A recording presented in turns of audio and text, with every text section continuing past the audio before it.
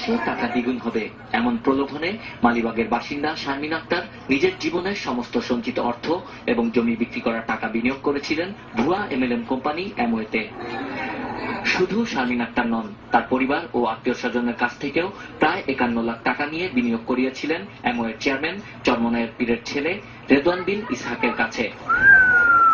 গণমাধ্যমে রেদওয়ানের থানায় ভিড় জমান প্রতারণার শিকার হওয়া ভুক্তভোগীরা। তাদের দাবি, ধর্মকে পুঁজি করে এবং কোরআনের ভুল ব্যাখ্যা দিয়ে প্রতি মাসে নির্দিষ্ট পরিমাণ লভ্যাংশ এবং 6 মাসের মধ্যে দ্বিগুণ টাকা দেওয়ার প্রলোভন দেখাতেন রেদওয়ান। এই ফাঁদে পা দিয়ে এখন সর্বশান্ত হাজার হাজার গ্রাহক। এই টাকার কারণে আমার স্বামী আমার রেখে চলে গেছে। আমি শুনছি তারপরে সে অ্যাক্সিডেন্টে মারা গেছে। তাকে দেশে থেকে আমার 5 বছরের একটা বাচ্চা নিয়ে আমি খুব কষ্টে আছি ভাই। আমার মতো কষ্টে দুনিয়াতে কেউ নাই। বলে বিশ্বাস মনে করেন যে নাক মরা লোক, তার একজন আল্লাহর ওলি ছিল, তার সিলায় তার কথা বলার পরে আমরা বিশ্বাস করছি। এই কারণে আমরা সরল বিশ্বাস তার টাকা দিচ্ছি। আমি 10 লাখ টাকা দিয়েছি আমার ভাই ভাইদের কাছ থেকে। আমি কোনো রিপিট পাই নাই। আমি একবার হয়ে গেছি। আমি চাকরি করে এখন আমার ভাইদের যে টাকা আছে মিনিমাম টাকাটা সেখানে পরিশোধ করি। আমার একটা বাচ্চা আছে, তাকেও আমি ঠিক মতন আমি যদি টাকা দিতে পারিনি।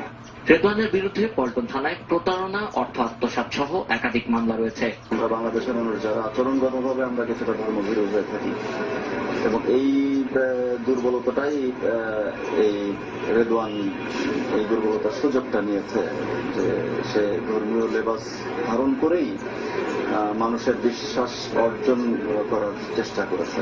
এর আগে এই কোম্পানির ব্যবস্থাপনা পরিচালককে গ্রেপ্তার করে আদালতে সোপর্দ করে পুলিশ, কিন্তু তিনি জামিনে বের হয়ে বর্তমানে পলাতক রয়েছেন। Sabbir Ahmed, ATN news, Dhaka.